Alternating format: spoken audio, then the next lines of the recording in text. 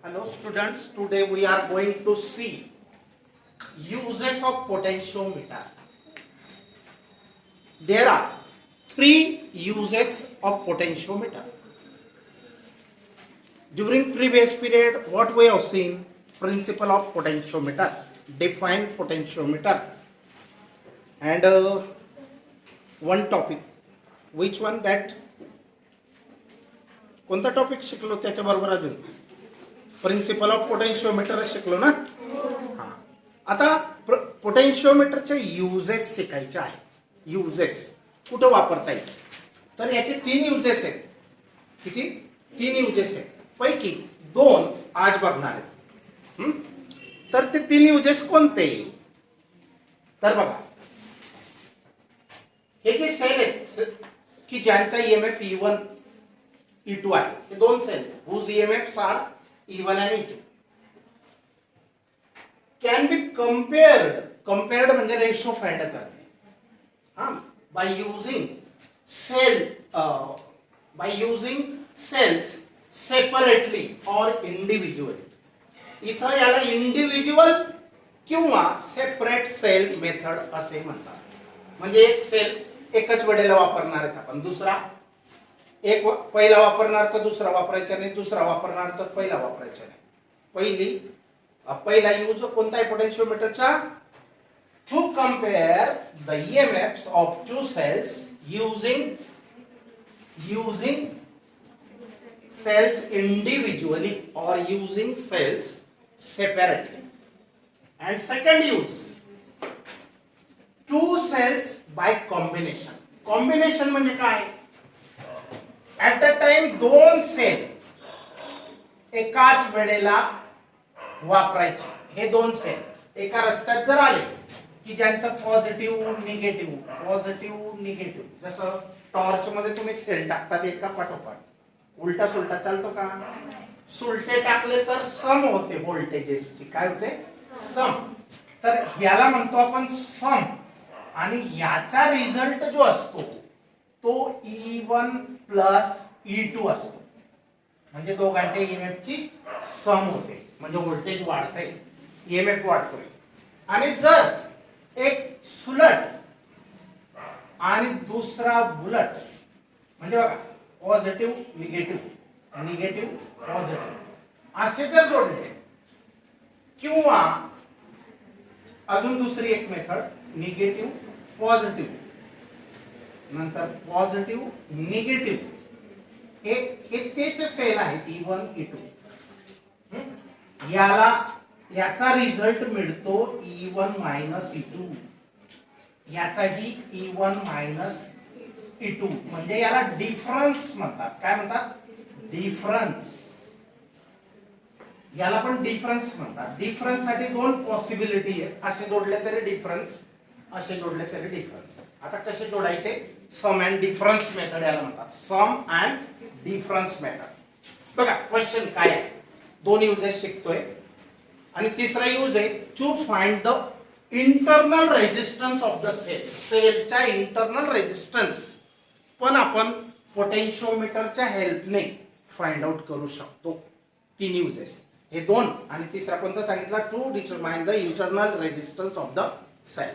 तो नंतर बघणार आहेत आपण. आता हे काय बघा, व्हेरी सिंपल क्वेश्चन एक्सरसाइजचे पण दोघं क्वेश्चन IMP दोघांपैकी एक येणार. अजून एक शिकायचा बाकी, तो पण म्हणजे तिघांपैकी एक तरी असणार. Describe how a potentiometer is used. Describe करा की पोटेन्शिओमीटर कसं यूज केलं जाईल. कशासाठी? To compare the EMFs of two cells. काय करायचं आपल्याला? कंपेअर करायचे, म्हणजे रेशो काढायचा. आता यांचा रेशो आपण E1 अपॉन E2 जर 1/2 आला, याचा अर्थ काय होतो?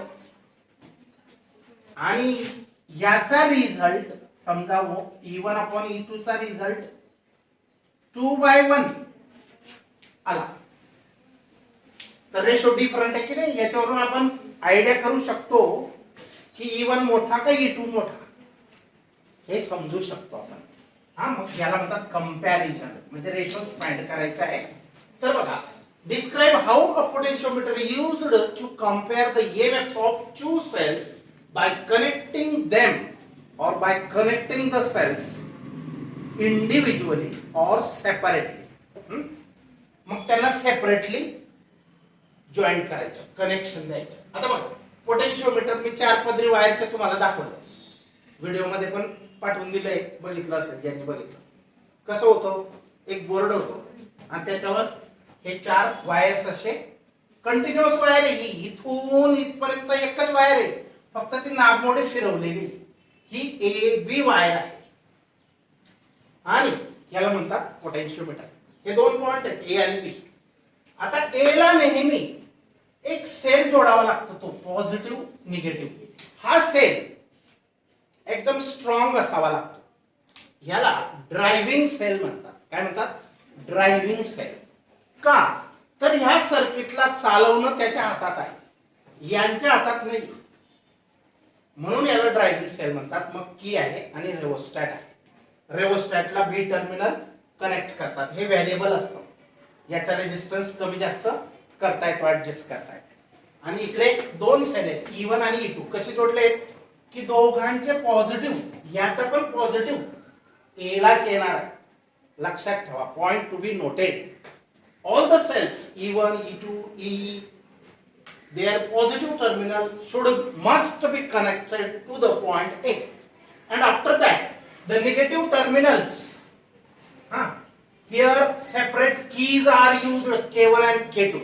Keys म्हणजे switch आहे, and after combining them give the common single connection to the galvanometer and another connection of galvanometer, because there are 2 connections for galvanometer. 2 point असतात ना, एक कुठे जोडला, यांच्या एकत्र कॉमन आणि उरलेला दुसरा जॉकीला, असं कनेक्शन दिलं आहे. समजली? फिगर मध्ये K1 K2 काय आहे? की आहे, ही पण मेन की आहे. हा जो पार्ट आहे हा कॉमन असणार आहे प्रत्येक फिगर मध्ये. हा जो पार्ट इकडचा तो सेम असणार, फक्त हा इतका बदलणार आहे. फिगर एकदम सिंपल आहे. फिगर ड्रॉ करायला पण विचारलं जाऊ शकतं, बरोबर. आता बघा, मी मुद्दाम थोडंसं डिस्क्रिप्शन लिहिलं. A potentiometer circuit is set up. हे सर्किट सेटअप करतात, कनेक्शन सेटअप केलं. त्याच्यानंतर by connecting a battery of EMF E, ही बॅटरी आहे की जिचा EMF E आहे, with key K and a rheostat RH, such that कसे जोडले आहेत, they are connected such that point A is at higher potential than B. A point हा कसा आहे, हायर पोटेन्शियल आहे, आणि दॅन B, B पेक्षा. हायर पोटेन्शियल म्हणजे काय, पॉझिटिव्ह जोडलेले आहेत. and positive terminal of any cell is always at a higher potential than negative terminal. हे मागच्या तासाला पण बोललो होतो. मग A पॉइंट कसा ठेवलाय, is at higher potential म्हणजे पॉझिटिव्ह जोडलेले आहे. याचं पण पॉझिटिव्ह, याचं या E चं पण पॉझिटिव्ह आणि या E1 E2 चं पण पॉझिटिव्ह, बरोबर. आपल्याला यांची कंपॅरिझन करायची, याचा काही संबंध नाही. हा सर्किटला चालवतो फक्त, हा ड्रायव्हिंग. हे कनेक्शन हे फिक्सच राहणार प्रत्येक पोटेन्शियोमीटर प्रॅक्टिकलला, फक्त इथं चेंज होतो थोडासा. आता काय चेंज आहे, कसे जोडले समजलं, सेपरेट सेपरेट दोघं, की पण सेपरेट. त्याच्यानंतर की K इज अ क्लोज्ड. बघा प्रोसिजर काय आहे प्रॅक्टिकलची, की K इज अ क्लोज्ड म्हणजे ही चालू केली. क्लोज करणे म्हणजे काय, स्टार्ट केली. क्लोज म्हणजे चालू आणि ओपन म्हणजे बंद. चाबी असते की काय असते, एक जशी मोटरसायकलची आपण कोणत्याही गाडीची चाबी अशी टाकतो ना, टाकल्यानंतर असं फिरवतो म्हणजे तिथं 2 पॉइंट आलेले असतात. त्यांना काय होतं, इकडचं करंट इकडे पास होतं किंवा इकडचं इकडे पास होतं. असं ठेवलं नाही पास होत, असं चिपकवलं तर करंट चालून मगच स्टार्ट होते ना गाडी. तसा प्रकार आहे की म्हणजे. तर की K इज क्लोज्ड, हिला चालू केलं, and then K1 is closed आणि K1 ला पण चालू केलं आणि K2 ला ओपन ठेवलं and K2 is kept open. Open म्हणजे हे बटन बंद आहे, ओपनचा अर्थ काय होतो? बटन बंद. क्लोज म्हणजे चालू. समजलं? पहिली स्टेप काय केली की K and K1 are closed while K2 is kept open. मग असं केलेले काय होईल? E2 रस्त्यात आला नाही, सर्किट मध्ये आला नाही. त्याचे एक टर्मिनल बंद आहे ना, इथं स्विच बंद, तर इकडचा करंट इकडे किंवा इकडचं इकडे जाऊ नाही शकत बंद असल्यामुळे. लक्ष दे.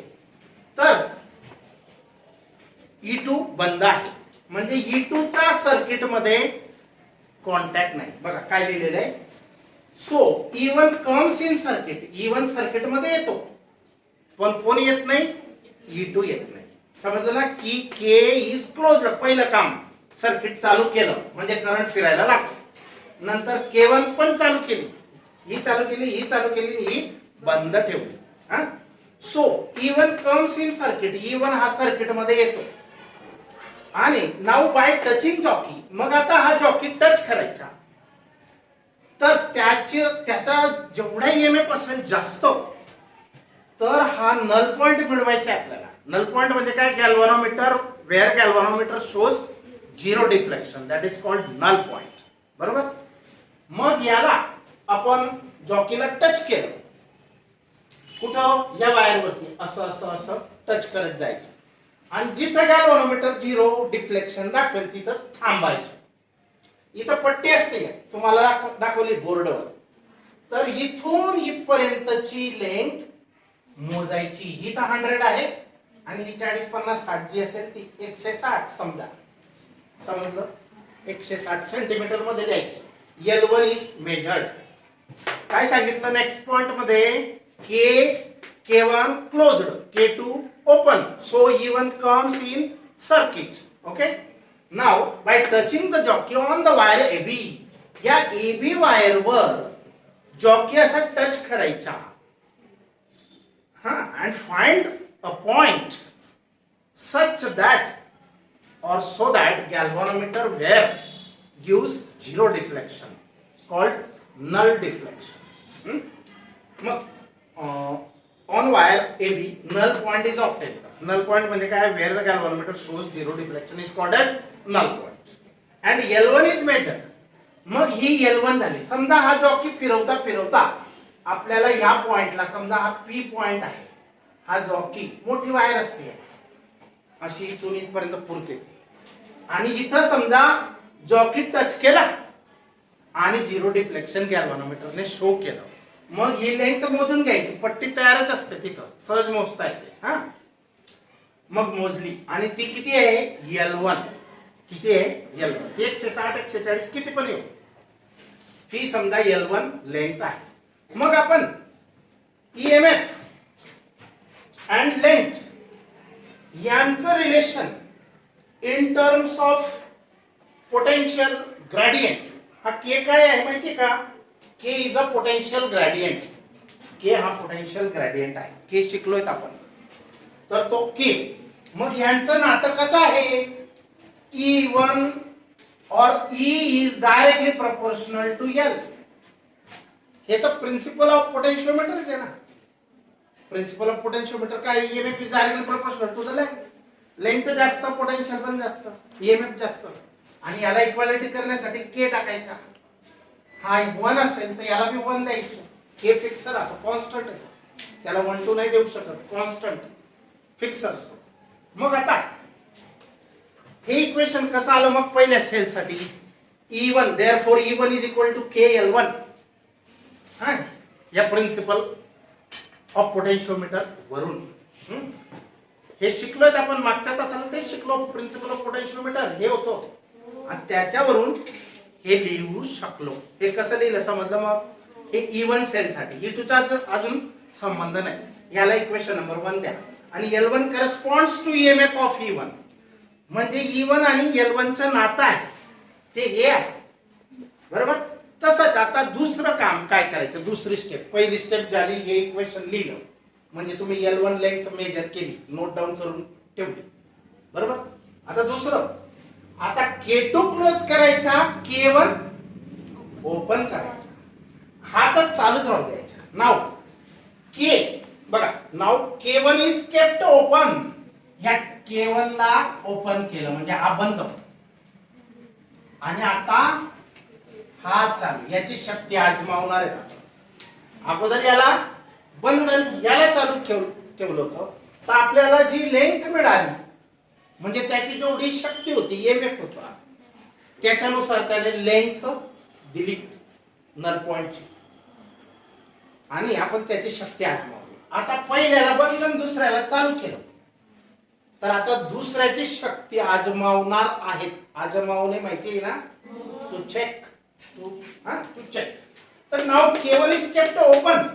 K1 ओपन ठेवला आणि K2 काय केला, ऑन केला, आणि K तर चालूच आहे.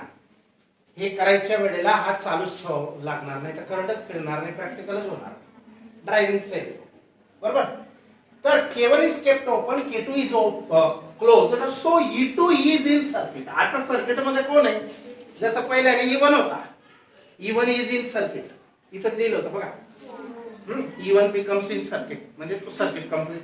आता E2 सर्किट मध्ये, मग दुसऱ्याची लेंथ परत काय करायचं, पहिला नल पॉइंट आहे ना इतकी लेंथ होती, आता परत जॉकी उचलायचा, तिथं राहू द्यायचा नाही, आणि त्याला या AB वायर वरतीच टच करायचा, आणि समजा असा अजून पॉइंट दुसरा मिळवायचा P डॅश, असा पॉइंट मिळवायचा की जिथं हा गॅल्व्हनोमीटर झिरो डिफ्लेक्शन म्हणजे नल डिफ्लेक्शन दाखवेल. या पॉइंटला पहिला पॉइंट विसरून जा, लिहिलेला आहे आपण 160 समजा.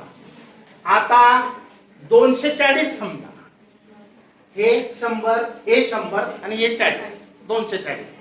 मग याचा अर्थ ज्याची लांबी जास्त ना तो स्ट्रॉंग सेल, आणि ज्याची लेंथ कमी आली ना तो वीक सेल. वीक म्हणजे डाऊन, वापरलेला, कमी व्होल्टेज.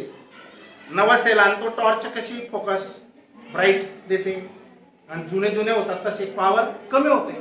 मग E1 पेक्षा E2 ची पॉवर समजा जास्त असेल.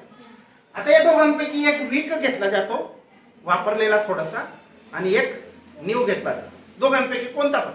जर E1 स्ट्रॉंग घेतला तर E1 ची लेंथ जास्त आणि E2 ची कमी, आणि E1 वीक आणि E2 स्ट्रॉंग घेतला तर E1 ची कमी आणि E2 ची जास्त येते. लक्षात ठेवा.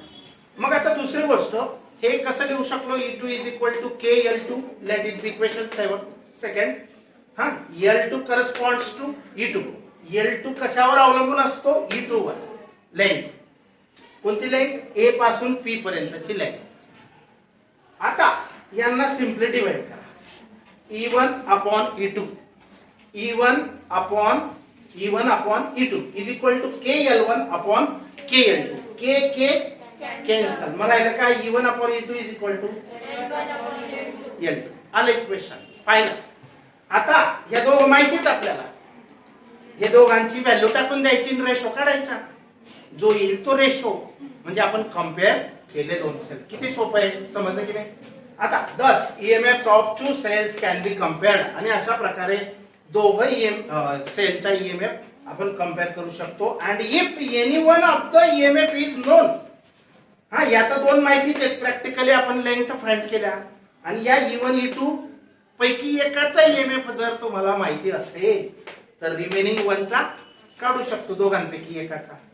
4 गोष्टींपैकी या तर दोन प्रॅक्टिकली ठरवतोच, आणि यांच्यापैकी एखाद्याचा माहिती असेल तर उरलेला जो आहे E1 अथवा E2 त्याची व्हॅल्यू आपण काढू शकतो. समजलं, very simple. EMF is non, other can be determined.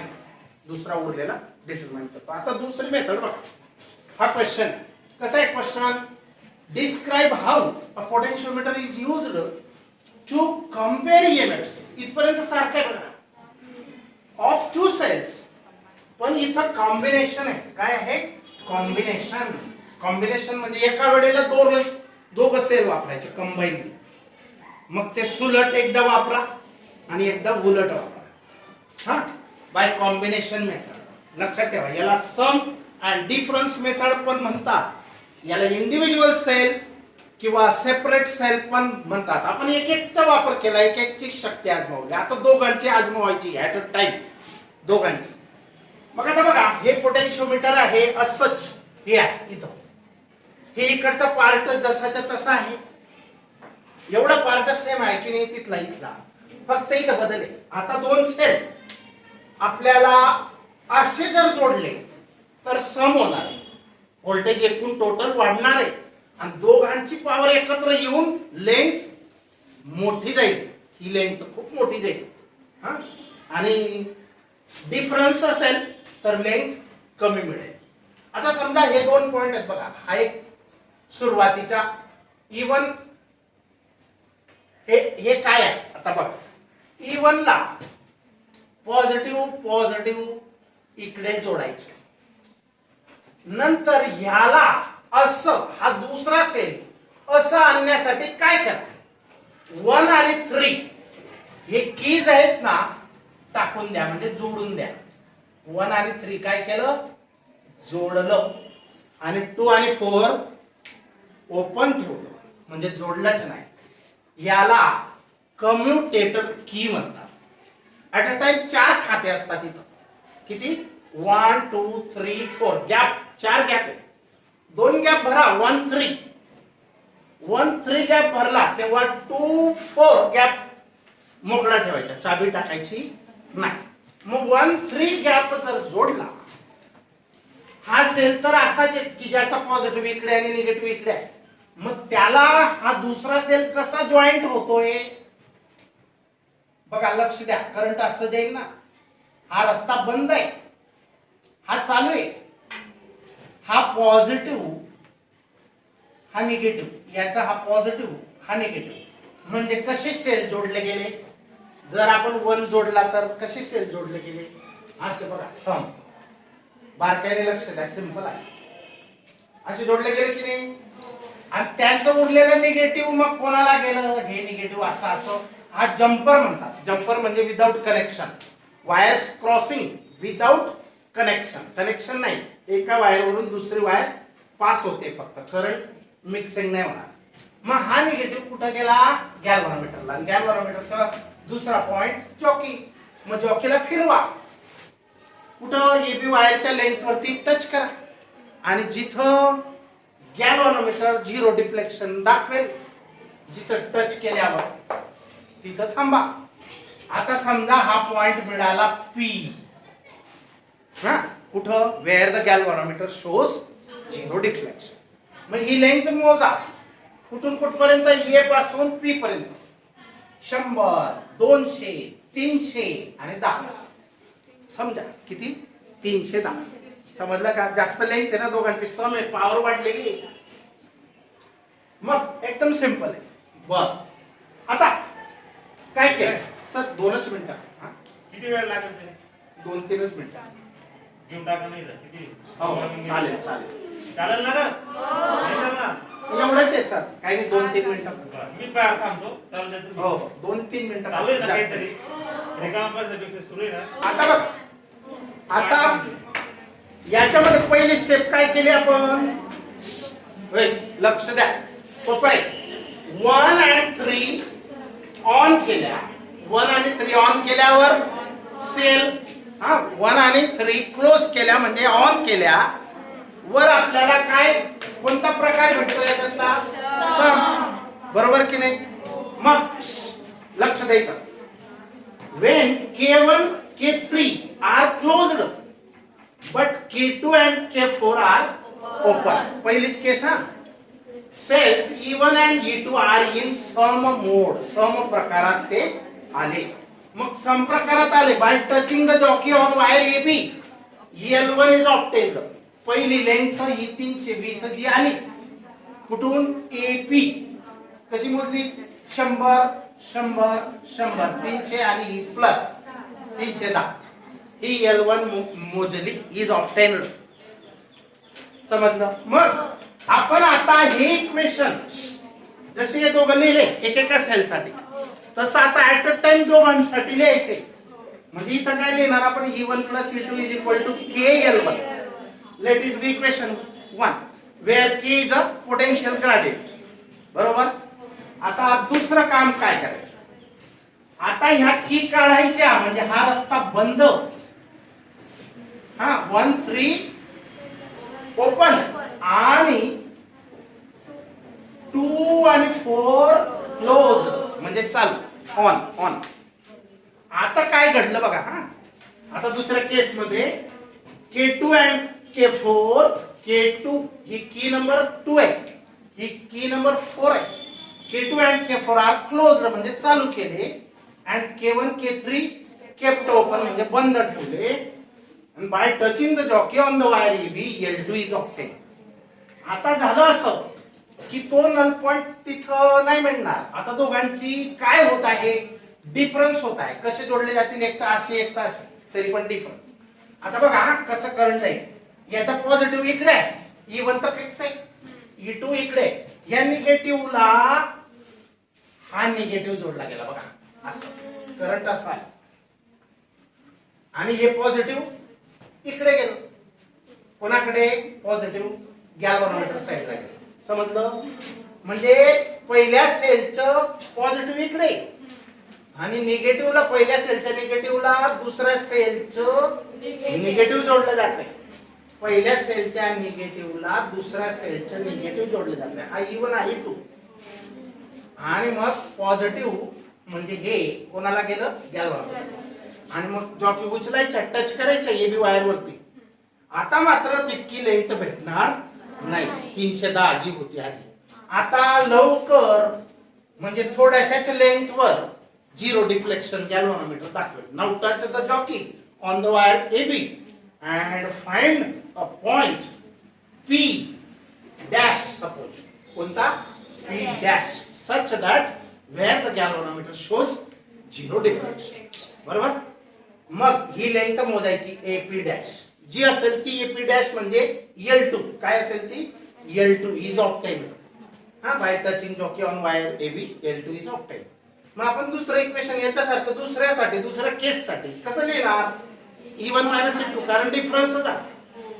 डिफरन्सचा अर्थ असा आहे की दोन सेल पैकी जो स्ट्रॉंग असते, E1 E2 दोघांपैकी, त्याच्यामधून जो वीक सेल आहे त्याचा EMF मायनस जाता जो शिल्लक राहील तो म्हणजे E1 E2. याचा अर्थ काय होतो, या दोघांमध्ये जो स्ट्रॉंग आहे त्याच्यामधून जो वीक आहे त्याचा EMF सबट्रॅक्ट होऊन जो शिल्लक राहील, remaining, that is E1 E2 is equal to KL2. मग याला याने डिवाइड करा. पुढचं काम सोपं आहे. समजलं हे इक्वेशन कसं आलं. याचं तर बाकी डिस्क्रिप्शन आहे, तुम्ही एक वेळेला काय काय जोडलेले आहे, कशाला काय, ते नुसतं लिहायचे. मेन थीम जी आहे जी ब्लॅक बोर्ड वर दिसत आहे, कमी लिहून आले, मार्क कट होणार नाही, एक पण मार्क नाही कट होणार. त्याच्यानंतर डिवाइड 1/2, ह्या 1 ला 2 ने डिवाइड केलं, मग हे अपॉन हे, आणि राईट साइडला KL1 अपॉन KL2. K कुठं गेला, कॅन्सल. ओके, मग आता आपल्याला L1 अपॉन L2 च्या रेशोने मिळवायचा. आपल्याला E1 अपॉन E2 च पाहिजे. काय पाहिजे, E1 अपॉन E2 च पाहिजे. मग इथं तर प्लस आणि मायनस मध्ये अडकलेले, मग काय करायचं, एक आयडिया करायची, डिव्हिडंडू, कॉम्पोनेंडू अँड डिव्हिडंडू. 10वी मध्ये शिकलेत तुम्ही. हा, योग वियोग काहीतरी मराठीमध्ये म्हणतात त्याला, आठवतं मला. कॉम्पोनेंडू डिव्हिडंडू म्हणजे काय, नाही शिकले तर इकडे लक्ष द्या. अंशामध्ये, न्यूमरेटर मध्ये डिनोमिनेटर काय करायचा, एकदा ऍड करायचा. हा अंश आहे, हा छेद आहे, हा न्यूमरेटर आहे, हा डिनोमिनेटर आहे. न्यूमरेटर मध्ये म्हणजे हा E1 E2 मध्ये हा डिनोमिनेटर काय करायचा, एकदा ऍड करायचा. हा जसाच्या तसा उचलला, अरे हा जसाच्या तसा, आणि हा काय केला, त्याच्यात ऍड केला. बरोबर, याला म्हणतो आपण कॉम्पोनेंट. आणि याच्यामधून खाली छेदाला काय करायचं, तोच घ्यायचा, पण याला मायनस करायचा. हा जसाच्या तसा, या जसाच्या तशामधून मायनस करायचं. मग होईल काय, आता बघ, E1 E2 हे ब्रॅकेट आपण समजलीच नाही तर प्लसचा काही इफेक्ट होणार नाही. मग plus E2 minus E2 cancel, राहिले किती, E1 E1 डबल E1 झालं, E1 E1 डबल E1. तसंच इथं काय कॅन्सल होईल, हा मायनस आहे ना, आणि हा minus minus plus E2 add होतील आणि E1 कॅन्सल होतील. हा समजलं. मग double of E1 upon double of E2, 2 2 cancel, राहिलं काय E1 अपॉन E2 जे पाहिजे. दुसरी गोष्ट इकडे तसंच करा हा, राईट साइडला कॉम्पोनंट टू डिव्हिडेंड म्हणजे काय L1 प्लस L2 आणि अपॉन L1 मायनस L2. मग हे जसं तसं ठेवायचं आणि इकडे हा सेम. तर अशा प्रकारे आपण कम्पेअर करू शकतो.